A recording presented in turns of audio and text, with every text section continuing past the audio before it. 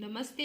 मैं मधुरमा श्रीवास्तव आज आपको बताऊंगी कि किस प्रकार से हम गणित किट में दी गई ये प्लास्टिक की पट्टियां और ये चांदे, पेंच और फ्लाई स्क्रू की सहायता से त्रिभुजों के गुणों को समझा सकते हैं बच्चों को खेल खेल में।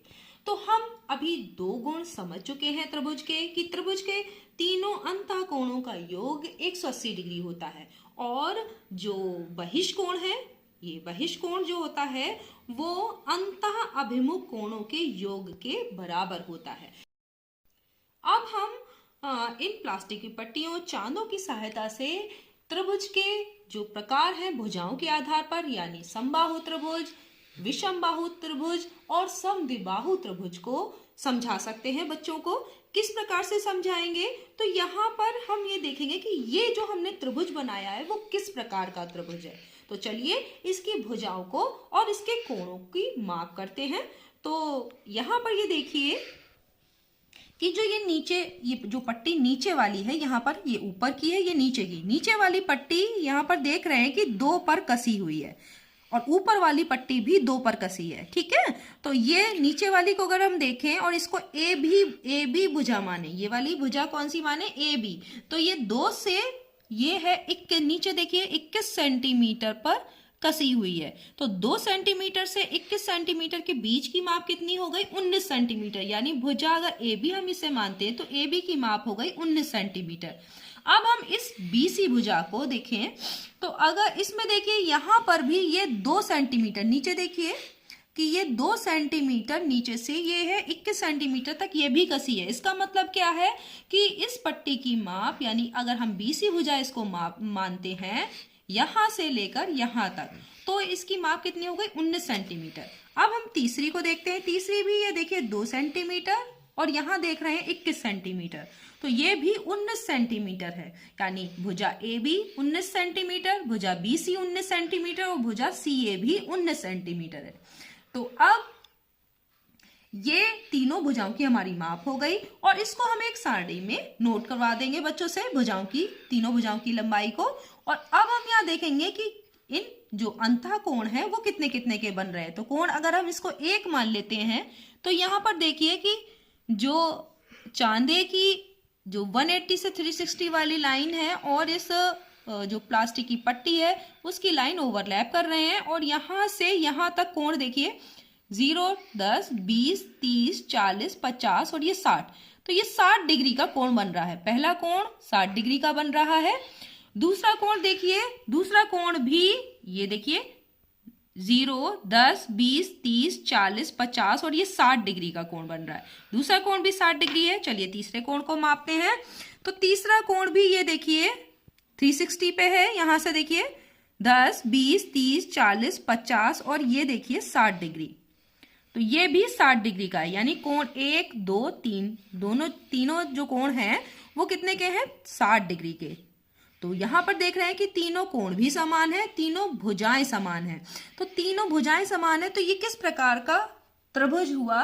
तो जिसकी तीनों भुजाएं समान होती हैं समबाहु त्रिभुज हुआ, क्योंकि सम माने समान, बाहु माने भुजाएं। तो इस त्रिभुज, ये जो हमने त्रिभुज बनाया है ये कौन सा त्रिभुज है? समबाहु त्रिभुज। और समबाहु त्रिभुज के जो तीनों अंतः कोण हैं वो बराबर होते हैं और कितने के होते हैं? 60 डिग्री के।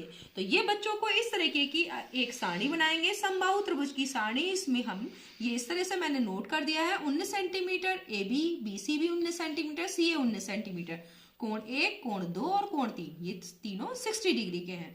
तो चलिए अब हम दूसरे प्रकार का त्रिभुज बनाते हैं। तो दूसरे प्रकार का त्रिभुज बनाने के लिए आपको क्या करना होगा? आपको इनके पेच जो है वो थोड़ा सा आप लूज कर देंगे, ढीले कर देंगे। तो हमने इधर का पेच इसको लूज कर दिया, यहां भी लूज कर दिया और 2 जो है, अभी हमारी तीनों भुजाएं समान थी। अब हम क्या करेंगे? समद्विबाहु के लिए कोई 2 भुजा को समान कर देंगे। ये इस तरीके से मूव कर सकती हैं पट्टियां। तो ये हमने एक समद्विबाहु त्रिभुज बना दिया है। अब हम इसकी भुजाओं की लंबाई देख लेते हैं कि कितनी कितनी है। तो अगर हम इसे भुजा को, ये जो भुजा है इसको हम अगर ए बी माने तो इसमें देखिए कि ये 0 से, ये वाली पट्टी जो है वो 0 से 21 जो सेंटीमीटर है यहाँ तक कसी हुई है। इसका मतलब क्या है कि इस भुजा ए बी की लंबाई 21 सेंटीमीटर हो गई। अब ये बी सी और अगर ये सी ए माने तो बी सी शून्य से, ये देखिए ये शून्य से कितने पर 23 पर कसी हुई है, और ये वाली जो सी ए है वो भी शून्य से और 23 पर कसी हुई है। नीचे वाली पट्टी देखिए, तो ये दोनों भुजाओं की लंबाई 23 सेंटीमीटर है, यानी ए बी हमारी 21 सेंटीमीटर, बी सी और सी ए 23 सेंटीमीटर है, यानी एक समद्विबाहु त्रिभुज है। अब हम क्या करेंगे, इसे सारणी में इस तरीके से लिख लेंगे जैसे कि मैंने लिखा हुआ है। अब बच्चों से कोण की माप कराएंगे। तो यहाँ पर अगर देखिए कि ये भुजा BC के सामने का कोण, यानी कोण अगर इसको हम 1 माने, इसे 2 माने, इसे 3 माने, तो कोण 1 कितना है, तो यहाँ से देखिए ये 0 है, 10, 20, 30, 40, 50, 60 और ये है 60 और ये 65 के बीच में है, 60-65 के बीच में, यानी 62.5 डिग्री। तो ये हो गया इतना 62 सही 1/2, यानी 62 डिग्री पूरा है और आधा डिग्री और है। ठीक है, तो ये हो गया। अब इस तरफ वाला भी कोण हम देख लेते हैं। ये CA भुजा के सामने का कोण है, ये अंतःकोण जो है वो CA भुजा के सामने का कोण है। और ये भी ये देख रहे हैं कि यहाँ पर वो जो चांदे की 360 180 वाली लाइन है वो इस पट्टी के ऊपर ओवरलैप कर रही है, और यहाँ पर भी देखिए 60 से 65 के बीच कोण बन रहा है, यानी 62.5 डिग्री का कोण यहाँ भी बन रहा है, यानी दोनों कोण बराबर हैं। और अब ये तीसरा कोण देख लेते हैं जो ए बी भुजा के सामने का है। तो यहाँ पर देख रहे हैं ये बन रहा है, ये देखिए 10, 20, 30, 40, 50 और ये 5 55 डिग्री का। ठीक है, तो यहाँ देख रहे हैं कि ये 55 डिग्री का कोण बन रहा है। ठीक है, तो अब हम इन कोणों की माप को यहां पर लिख लेंगे।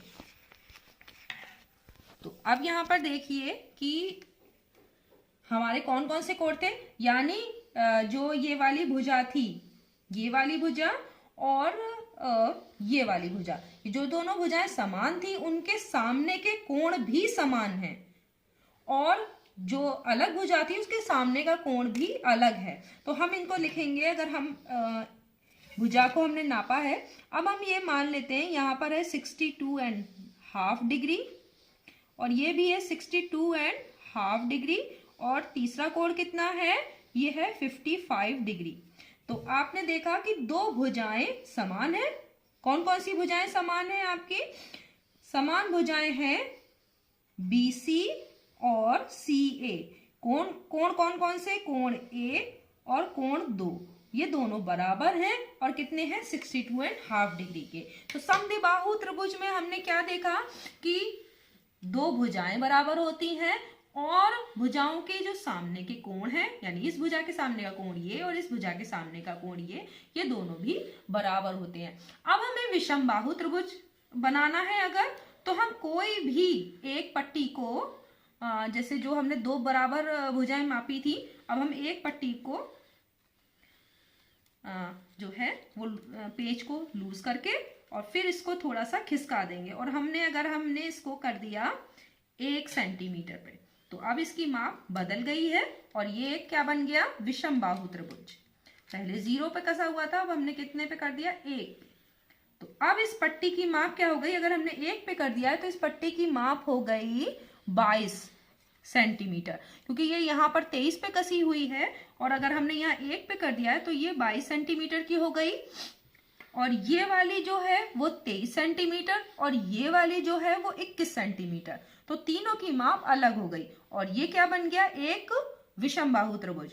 तो अब हम पहले पट्टियों की माप को यहाँ पर, यानी भुजाओं की लंबाई, इस त्रिभुज की तीनों भुजाओं की लंबाई को विषम बाहु त्रिभुज वाली सारणी में नोट कर लेंगे। तो अगर हमने AB को 21 सेंटीमीटर मापा है तो यहाँ पर हम लिखेंगे 21 सेंटीमीटर। ये BC कितनी है? 23 सेंटीमीटर, और CA कितनी है? 22 सेंटीमीटर। ठीक है, तो अभी हमने इसको इस तरह से त्रिभुज की लंबाई लिख ली है। अब हम क्या करेंगे कि अब हम कोण भी देख लेते हैं। कोण 1, 2, 3 कितने कितने हैं? तो ये कोण आपको यहाँ पर देखिए, इनको चांदे को बिल्कुल इस पे रखेंगे और अब देखिए इसकी माप है 65 डिग्री। तो पहला आपने लिख लिया 65 डिग्री, अभी लिख लेंगे हम। और इसको भी देख लेते हैं पहले कि ये है 55 डिग्री।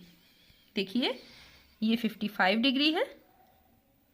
10, 20, 30, 40, 50 और 5 55। ठीक है, तो ये 65 हो गया, ये 55 हो गया।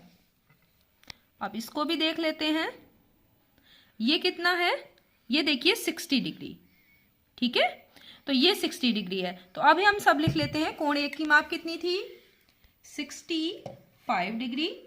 कोण 2 की माप कितनी थी, 55 डिग्री। और कोण 3 की माप 60 डिग्री।